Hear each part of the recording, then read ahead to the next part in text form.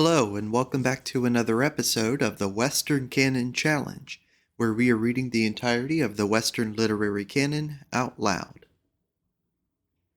Today we are continuing in The Will to Power. We are in Book 3, and we are in Section M, which is titled Science, and we are up to Aphorism 594.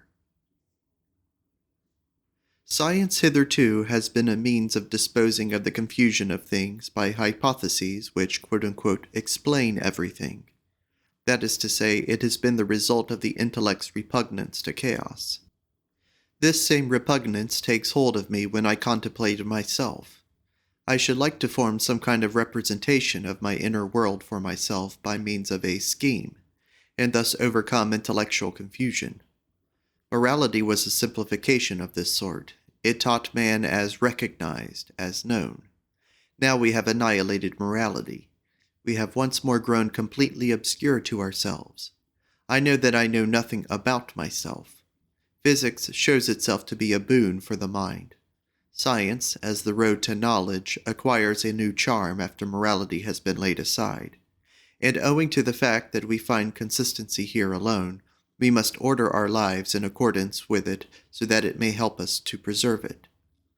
This results in a sort of practical meditation concerning the conditions of our existence as investigators. 595. Our first principles: no God, no purpose, limited energy. We will take good care to avoid thinking out and prescribing the necessary lines of thought for the lower orders. 596. No moral education of humanity, but the disciplinary school of scientific errors is necessary, because truth disgusts and creates a dislike of life, provided a man is not already irrevocably launched upon his way, and bears the consequences of his honest standpoint with tragic pride. 597. The first principle of scientific work, faith in the union and continuance of scientific work, so that the individual may undertake to work at any point, however small, and feel sure that his efforts will not be in vain. There is a great paralyzing force to work in vain, to struggle in vain. The periods of hoarding, when energy and power are stored, to be utilized later by subsequent periods. Science as a halfway house, at which the mediocre, more multifarious, and more complicated beings find their most natural gratification and means of expression, all those who do well to avoid action. 598. A philosopher recuperates his strength in a way quite his own, and with other means. He does it, for instance, with nihilism, the belief that there is no such thing as truth. The nihilistic belief is a tremendous relaxation for one who, as a warrior of knowledge, is unremittingly struggling with a host of hateful truths, for truth is ugly. 599. The purposeless of all phenomena. The belief in this is the result of the view that all interpretations hitherto have been false. It is a generalization on the part of discouragement and weakness. It is not a necessary belief. The arrogance of man. When he sees no purpose, he denies that there can be one. 600. The unlimited way of interpreting the world. Every interpretation is a symptom of growth or decline. Unity, monism, is a need of inertia. Plurality in interpretation is a sign of strength. One should not desire to deprive the world of its disquieting and enigmatical nature. 601. Against the desires for reconciliation and peaceableness. To this also belongs every attempt on the part of monism. 602.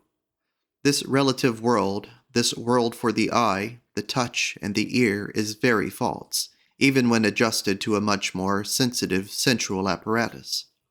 But its comprehensibility, its clearness, its practicability, its beauty will begin to near their end if we refine our senses, just as beauty ceases to exist when the processes of its history are reflected upon. The arrangement of the end is in itself an illusion.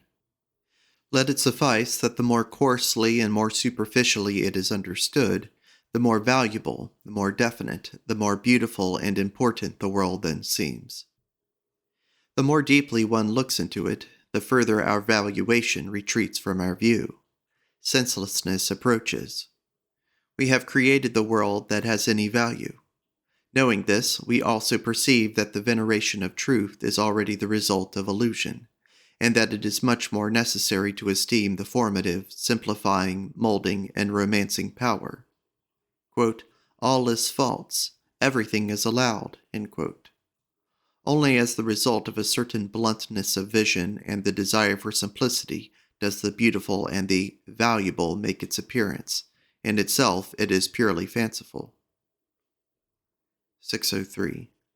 We know that the destruction of an illusion does not necessarily produce a truth, but only one piece of ignorance. It is the extension of our empty space, an increase in our waste. 604.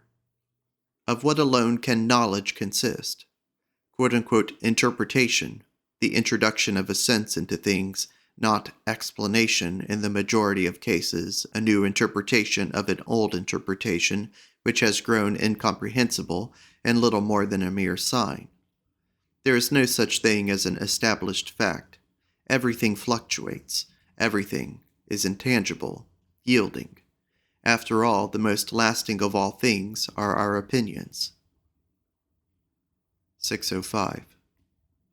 The ascertaining of quote-unquote truth and untruth, the ascertaining of facts in general, is fundamentally different from the creative placing, forming, molding, subduing, and willing which lies at the root of philosophy. To give a sense to things, this duty always remains over, provided no sense already lies in them. The same holds good of sounds, and also of the fate of nations. They are susceptible of the most varied interpretations and turns, for different purposes. A higher duty is to fix a goal, and to mold facts according to it. That is the interpretation of action, and not merely a transvaluation of concepts. 606. Man ultimately finds nothing more in things than he himself has laid in them. This process of finding again is science. The actual process of laying a meaning in things is art, religion, love, pride. In both, even if they are child's play, one should show good courage, and one should plow ahead. On the one hand, to find again on the other, we are the other, to lay a sense in things. 607. Science takes its two sides. In regard to the individual, in regard to the complex of culture, quote, levels of culture, end quote. Antagonistic valuation in regard to this and that side. 608. The development of science tends evermore to transform the known into the unknown. Its aim, however, is to do the reverse, and it starts out with the instinct of tracing the unknown to the known. In short, science is laying the road to sovereign ignorance, to a feeling that knowledge does not exist at all, that it was merely a form of haughtiness to dream of such a thing. Further, that we have not preserved the smallest notion which would allow us to class knowledge even as a possibility, that quote-unquote knowledge is a contradictory idea. We transfer a primeval myth and piece of human vanity into the land of hard facts. We can allow a thing in itself as a concept, just as little as we can allow knowledge in itself. The misleading influence of numbers and logic, the misleading influence of laws. Wisdom is an attempt to overcome the perspective valuations, i.e. the will to power. It is a principle which is both unfriendly to life and also decadent, a symptom in the case of the Indians, etc., weakness of the power of appropriation. 609. It does not suffice for you to see in what ignorance man and beast now live. You must also have and learn the desire for ignorance. It is necessary that you should know that without this form of ignorance, life itself would be impossible, that it is merely a vital condition under which, alone, a living organism can preserve itself and prosper. A great solid belt of ignorance must stand about you. 610. Science. The transformation of nature into concepts for the purpose of governing nature. That is part of the rubric means. But the purpose and will of mankind must grow in the same way, the intention in regard to the whole. 611. Thought is the strongest and most persistently exercised function in all stages of life, and also in every act of perception or apparent experience. Obviously, it soon becomes the mightiest and most exacting of all functions, and in time tyrannizes over other powers. Ultimately, it becomes passion in itself. 612. The right to great passion must be reclaimed for the investigator after self-effacement and the cult of objectivity have created a false order of rank in this sphere. Error reached its zenith when Schopenhauer taught, and the release from passion and in will alone lay the road to truth, to knowledge. The intellect freed from will could not help seeing the true and actual essence of things. The same error in art, as if everything became beautiful the moment it was regarded without will. 613. The contest for supremacy among the passions and the dominion of one of the passions over the intellect. 614. To humanize the world means to feel ourselves ever more and more masters upon earth. 615. Knowledge among a higher class of beings will also take new forms which are not yet necessary. 616. That the worth of the world lies in our interpretations, that perhaps yet other interpretations are possible somewhere besides mankind's. That the interpretations made hitherto were perspective valuations, by means of which we were able to survive in life, i.e., in the will to power and in the growth of power. That every elevation of man involves the overcoming of narrower interpretations, that every higher degree of strength or power attained brings new views in its train, and teaches a belief in new horizons. These doctrines lie scattered through all my works. The world that concerns us at all is false. That is to say, is not a fact, but a romance, a piece of human sculpture, made from a meager sum of observation. It is in flux. It is something that evolves, a great revolving lie continually moving onwards and never getting nearer to truth, for there is no such thing as truth. 617. Recapitulation. To stamp becoming with the character of being, this is the highest will to power. The twofold falsification by the senses on the one hand, by the intellect on the other, with a view of maintaining a world of being, of rest, of equivalent cases, etc. That everything recurs is the very nearest approach of a world of becoming to a world of being, the height of contemplation. It is out of the values which have been attributed to being that the condemnation of and dissatisfaction with becoming have sprung, once such a world of being had been invented. The metamorphoses of being, body, God, ideas, natural laws, formulae, etc. Being as appearance the twisting round of values. Appearance was that which conferred the values. Knowledge in itself in a world of becoming is impossible. How can knowledge be possible at all, then? Only as a mistaking of oneself as will to power, as will to deception. Becoming is inventing, willing, self-denying, self-overcoming. No subject but an action. It places things. It is creative. No, quote, causes and effects, end quote. Art is the will to overcome becoming. It is a process of eternalizing, but short-sighted, always according to the perspective, repeating, as it were in a small way, the tendency of the whole.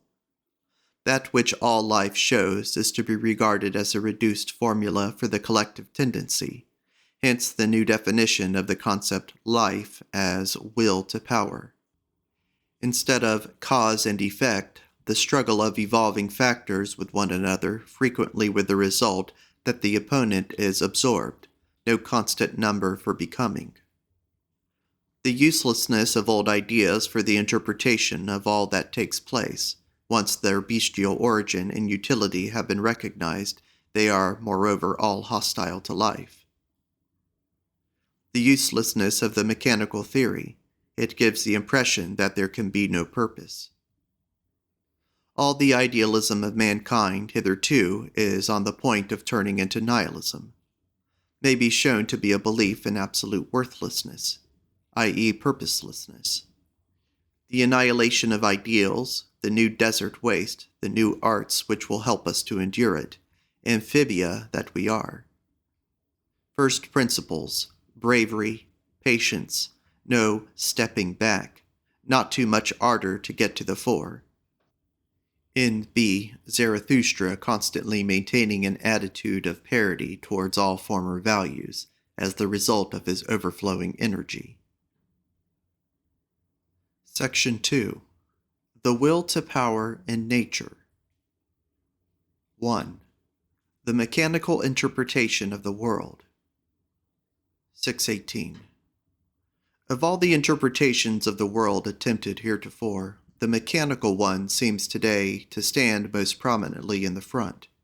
Apparently it has a clean conscience on its side, for no science believes inwardly in progress and success unless it be with the help of mechanical procedures. Everyone knows these procedures, reason, and purpose are allowed to remain out of consideration as far as possible. It is shown that, provided a sufficient amount of time be allowed to elapse, everything can evolve out of everything else, and no one attempts to suppress his malicious satisfaction when the, quote, apparent design in the fate, end quote, of a plant or of the yolk of an egg may be traced to stress and thrust, in short. People are heartily glad to pay respect to this principle of profoundest stupidity, if I may be allowed to pass a playful remark concerning these serious matters. Meanwhile, among the most select intellects to be found in this movement, some presentiment of evil, some anxiety is noticeable, as if the theory had a rent in it, which sooner or later might be its last. I mean the sort of rent which denotes the end of all balloons inflated with such theories. Stress and thrust themselves cannot be explained. One cannot get rid of the actio in distans. The belief even in the ability to explain is now lost, and people peevishly admit that one can only describe, not only explain, that the dynamic interpretation of the world, with its denial of, quote, empty space, end quote, and its little agglomerations of atoms, will soon get the better of physicists, although in this way dynamis is certainly granted an inner quality.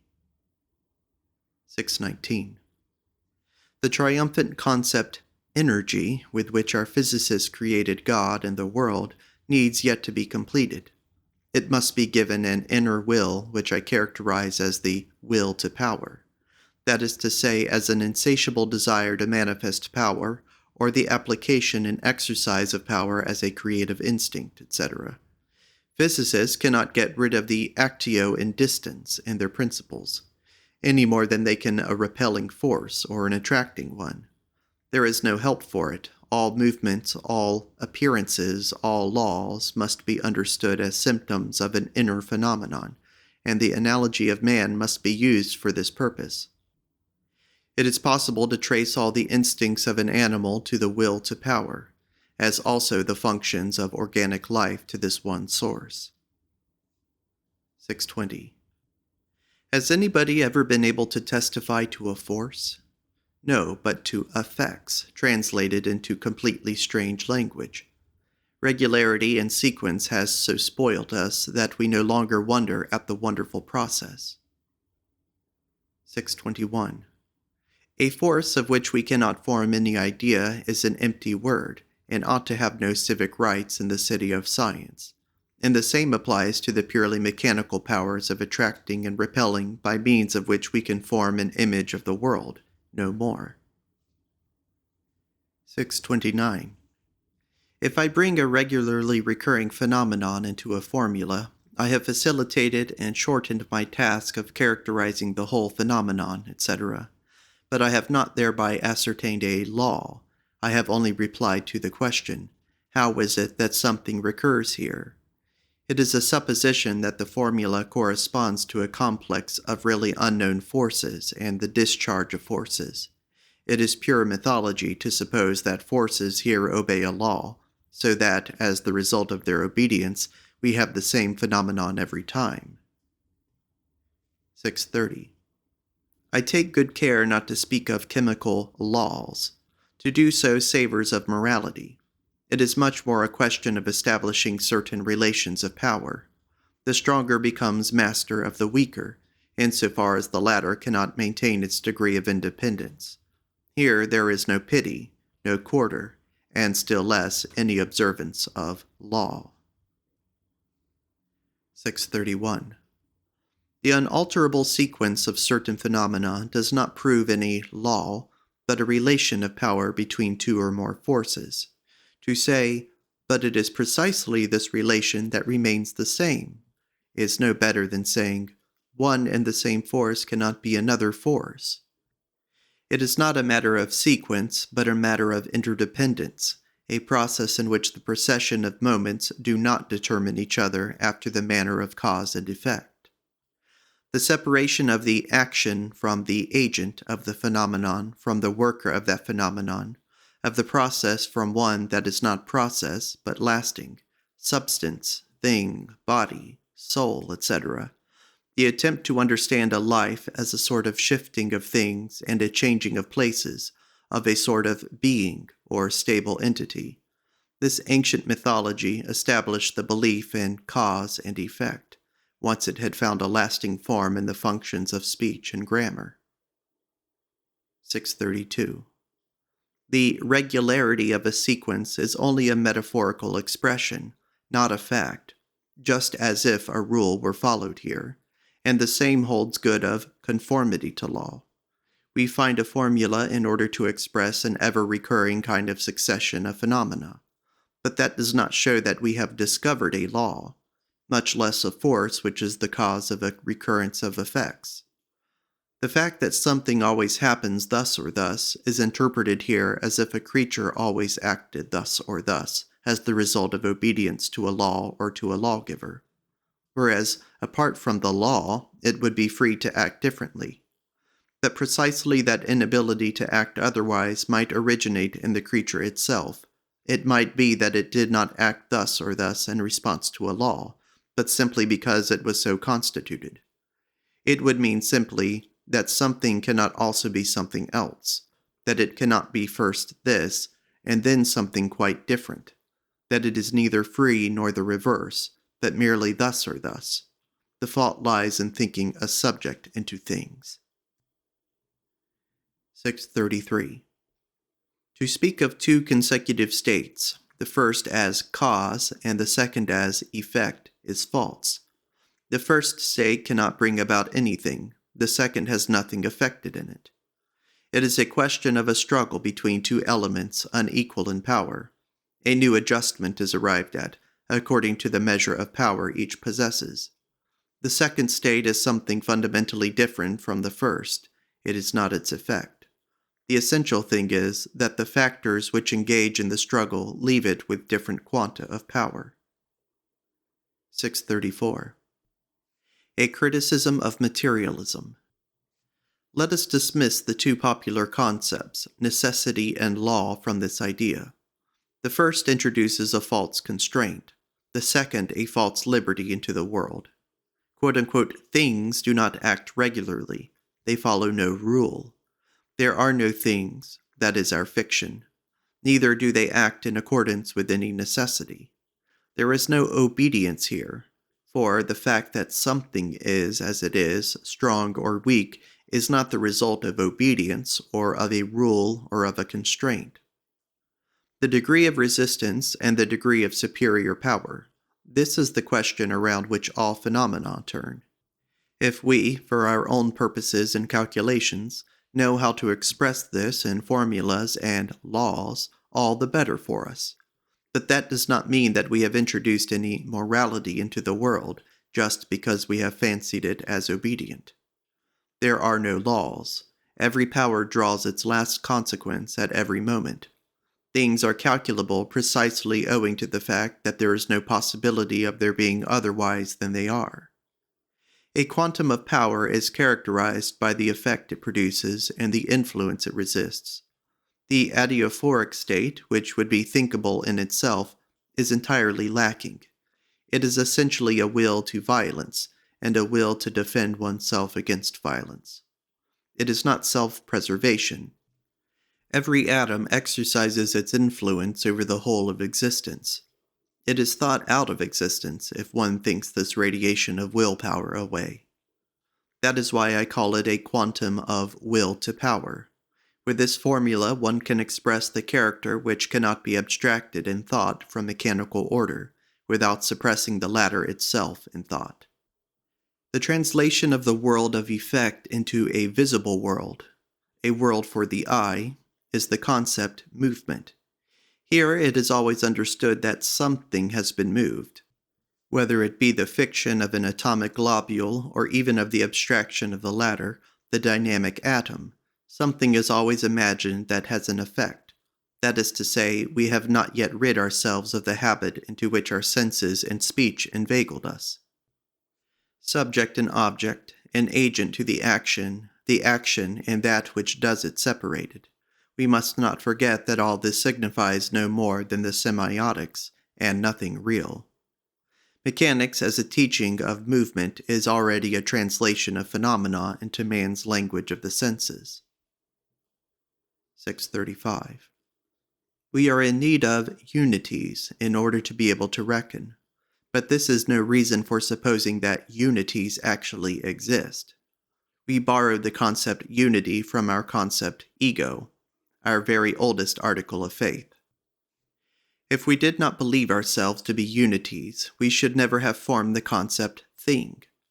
Now, that is to say, somewhat late in the day, we are overwhelmingly convinced that our conception of the concept ego is no security whatever for a real entity. In order to maintain the mechanical interpretation of the world theoretically, we must always make the reserve that it is with fictions that we do so.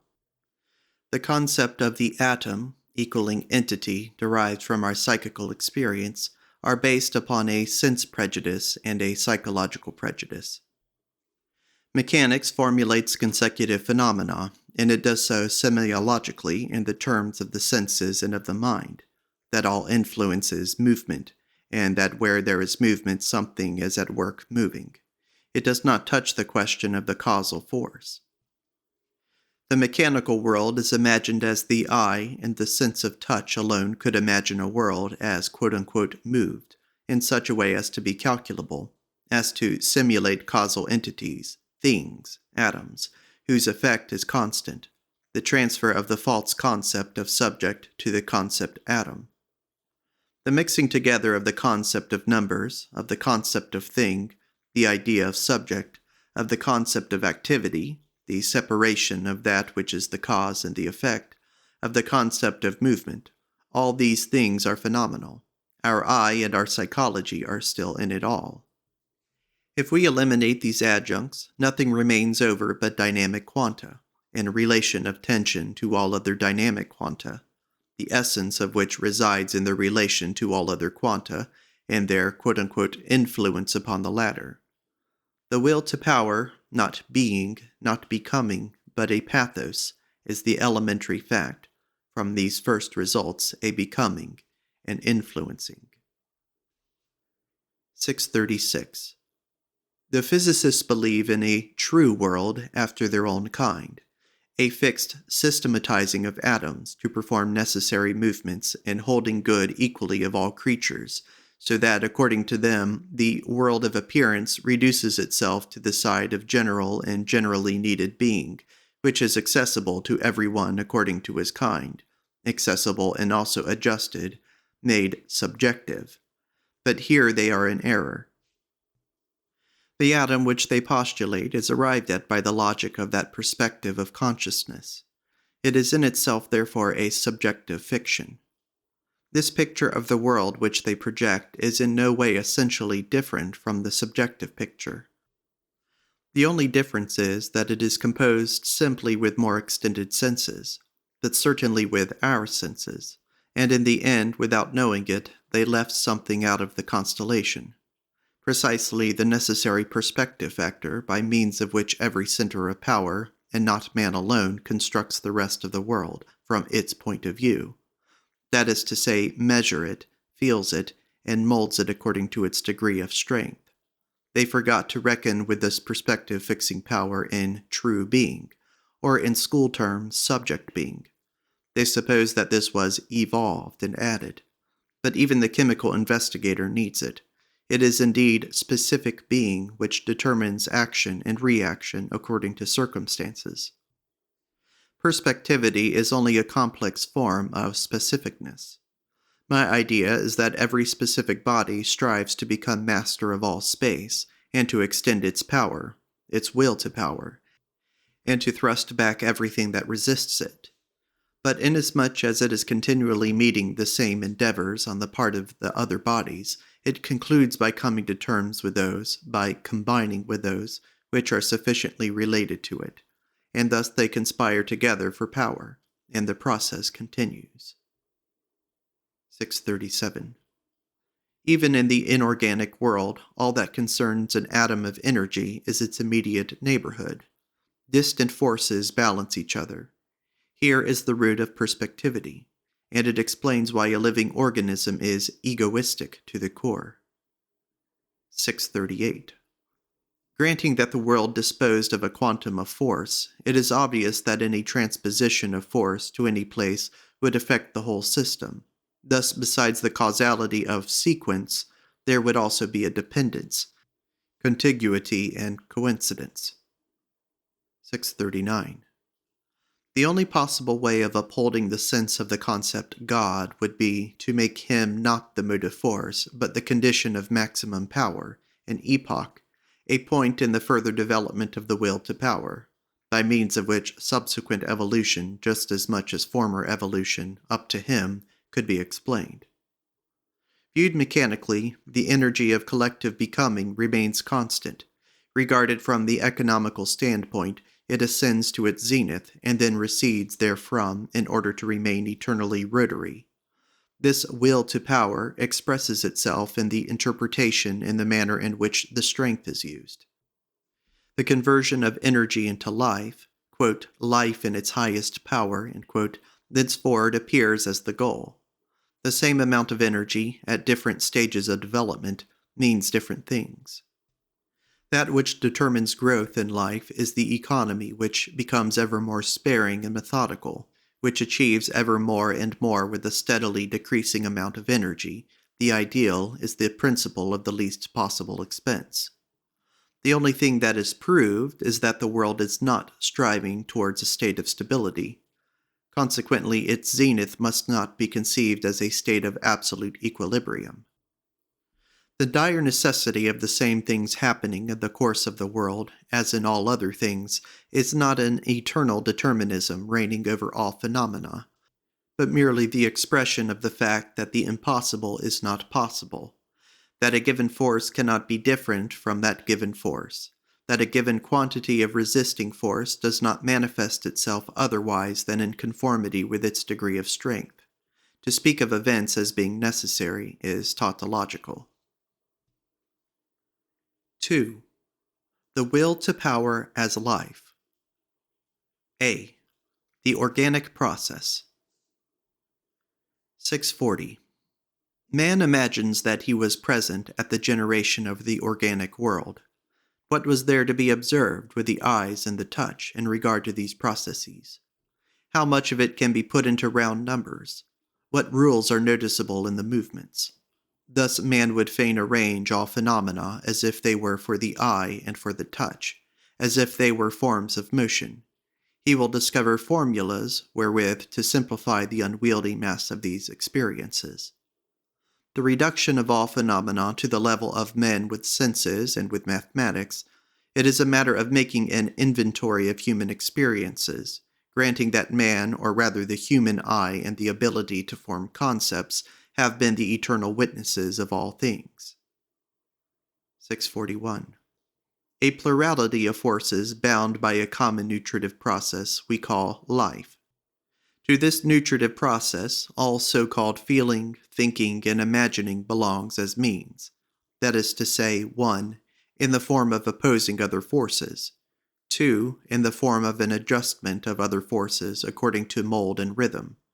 3. The form of evaluation relative to assimilation and excretion. 642. The bond between inorganic and the organic world must lie in the repelling power exercised by every atom of energy. Quote-unquote, life might be defined as a lasting form of force-establishing processes, in which the various contending forces, on their part, grow unequally. To what extent does the counter-strife exist even in obedience? Individual power is by no means surrendered through it. In the same way there exists in the act of commanding an acknowledgement of the fact that the absolute power of the adversary has not been overcome, absorbed, or dissipated. Obedience and command are forms of the game of war. 643. The will to power interprets. An organ in the process of formation has to be interpreted. It defines, it determines gradations, differences of power. Mere differences of power could not be aware of each other as such. Something must be there which will grow, and which interprets all other things that would do the same, according to the value of the latter. In sooth, all interpretation is but a means in itself to become a master of something. Continual interpretation is the first principle of the organic process. 644. Greater complexity, sharp differentiation, the contiguity of the developed organs and functions, with the disappearance of intermediate members, if that is perfection, then there is a will to power apparent in the organic process by means of whose dominating, shaping, and commanding forces it is continually increasing the sphere of its power, and persistently simplifying things within that sphere. It grows imperatively. Quote-unquote, spirit is only a means and an instrument in the service of higher life, in the service of the elevation of life. 645. Heredity, as something quite incomprehensible, cannot be used as an explanation, but only as a designation for the identification of a problem. And the same holds good of adaptability. As a matter of fact, the account of morphology, even supposing it were perfect, explains nothing. It merely describes an enormous fact. How a given organ gets to be used for any particular purpose is not explained. There is just as little explained in regard to these things by the assumption of causae finalis as by the assumption of causae efficientes. The concept causa is only a means of expression, no more, a means of designating a thing. 646. They are analogies. For instance, our memory may suggest another kind of memory which makes itself felt in heredity, development, and forms. Our inventive and experimentative powers suggest another kind of inventiveness in the application of instruments to new ends, etc. That which we call our consciousness is quite guiltless of any of the central processes of our preservation and growth. And no human brain could be so subtle as to construct anything more than a machine, to which every organic process is infinitely superior. 647. Against Darwinism. The use of an organ does not explain its origin. On the contrary, during the greater part of the time occupied in the formation of a certain quality, this quality does not help to preserve the individual. It is of no use to him, and particularly not in his struggle with external circumstances and foes. What is ultimately useful?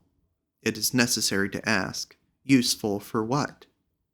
For instance, that which promotes the lasting powers of the individual might be unfavorable to his strength or his beauty. That which preserves him might at the same time fix him and keep him stable throughout development. On the other hand, a deficiency, a state of degeneration, may be of the greatest possible use, inasmuch as it acts as a stimulus to other organs. In the same way, a state of need may be a condition of existence, inasmuch as it reduces an individual to that modicum of means which, though it keeps him together, does not allow him to squander his strength. The individual himself is the struggle of parts, for nourishment, space, etc. His development involves the triumph, the predominance of isolated parts, the wasting away or the development into organs of other parts. The influence of environment is nonsensically overrated in Darwin. The essential factor in the process of life is precisely the tremendous inner power to shape and create forms, which merely uses, exploits, environment. The new forms built up by this inner power are not produced with a view to any end, but in the struggle between the parts, a new form does not exist long without becoming related to some kind of semi-utility, and according to its use, develops itself ever more and more perfectly. 648. Quote-unquote utility, in respect of the acceleration of the speed of evolution, is a different kind of utility from that which is understood to mean the greatest possible stability and staying power of the evolved creature. 649. Useful, in the sense of Darwinian biology, means that which favors a thing in its struggle with others. But in my opinion, the feeling of being surcharged, the feeling accompanying an increase in strength, quite apart from the utility of the struggle, is the actual progress. From these feelings, the will to war is first derived. 650. Physiologists should bethink themselves before putting down the instinct of self-preservation as the cardinal instinct of an organic being. A living thing seeks above all to discharge its strength. Self-preservation is only one of the results thereof. Let us beware of superfluous teleological principles, one of which is the whole concept of self-preservation. 651. The most fundamental and most primeval activity of a protoplasm cannot be ascribed to a will to self-preservation, for it absorbs an amount of material which is absurdly out of proportion with the needs of its preservation. And what is more, it does not preserve itself in the process, but actually falls to pieces. The instinct which rules here must account for this total absence in the organism of a desire to preserve itself. Hunger is already an interpretation based on the observation of a more or less complex organism. Hunger is a specialized and later form of the instinct. It is an expression of the system of divided labor, in the service of a higher instinct which rules the whole. 652. It is just as impossible to regard hunger as the primum mobile as it is to take self-preservation to be so. Hunger, considered as the result of insufficient nourishment, means hunger as the result of a will to power which can no longer dominate. It is not a question of replacing a loss, it is only later on as the result of the division of labor, when the will to power has discovered other and quite different ways of gratifying itself, that the appropriating lust of the organism is reduced to hunger, to the need of replacing what has been lost. 653. We can but laugh at the false altruism of biologists. Propagation among the amoebae appears as a process of jetsam, as an advantage to them. It is an excretion of useless matter. 654. The division of a protoplasm into two takes place when its power is no longer sufficient to subjugate the matter it has appropriated. Procreation is the result of impotence. In the cases in which the males seek the females and become one with them, procreation is the result of hunger. 655. The weaker vessel is driven to the stronger from a need of nourishment. It desires to get under it, if possible, to become one with it. The stronger, on the contrary, defends itself from others. It refuses to perish in this way. It prefers rather to split itself into two or more parts in the process of growing. One may conclude that the greater the urgency seems to become one with something else, the more weakness in some form is present. The greater the tendency to variety, difference, inner decay, the more strength is actually to hand. The instinct to cleave to something and the instinct to repel something are in the inorganic as in the organic world. The uniting bond. The whole distinction is a piece of hasty judgment. The will to power in every combination of forces, defending itself against the stronger and coming down unmercifully upon the weaker, is more correct. In B, all processes may be regarded as beings. 656. The will to power can manifest itself only against obstacles. It therefore goes in search of what resists it. This is the primitive tendency of the protoplasm when it extends its pseudopodia and feels about it. The act of appropriation and assimilation is, above all, the result of a desire to overpower, a process of forming, of additional building and rebuilding, until at last the subjected creature has become completely a part of the superior creature's sphere of power, and has increased the latter. If this process of incorporation does not succeed, then the whole organism falls to pieces, and the separation occurs as the result of the will to power. In order to prevent the escape of that which has been subjected, the will to power falls into two wills, under some circumstances without even abandoning completely its relation to the two. Quote-unquote hunger is only a more narrow adaptation, once the fundamental instinct of power has one power of a more abstract kind. 657. What is passive? To be hindered in the outward movement of grasping. It is thus an act of resistance and reaction. What is active? To stretch out for power. Nutrition is only a derived phenomenon. The primitive form of it was the will to stuff everything inside one's own skin. Procreation, only derived, originally in those cases in which one will was unable to organize the collective mass it had appropriated, an opposing will came to power, which undertook to effect the separation and establish a new center of organization after a struggle with the original will. Pleasure is a feeling of power presupposing the existence of pain. 658. 1. The organic functions shown to be but forms of the fundamental will, the will to power, and buds thereof.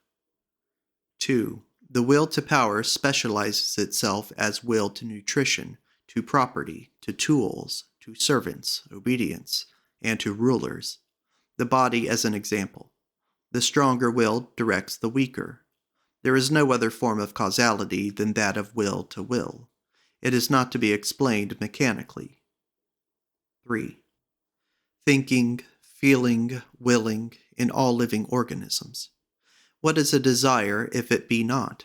A provocation of the feelings of power by an obstacle, or better still, by rhythmical obstacles and resisting forces, so that it surges through it. Thus in all pleasure pain is understood. If the pleasure is to be very great, the pains preceding it must have been very long, and the whole bow of life must have been strained to the utmost. 4. Intellectual functions. The will to shaping, forming, and making alike, etc.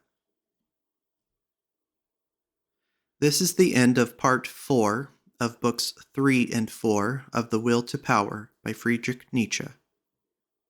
Thank you for listening.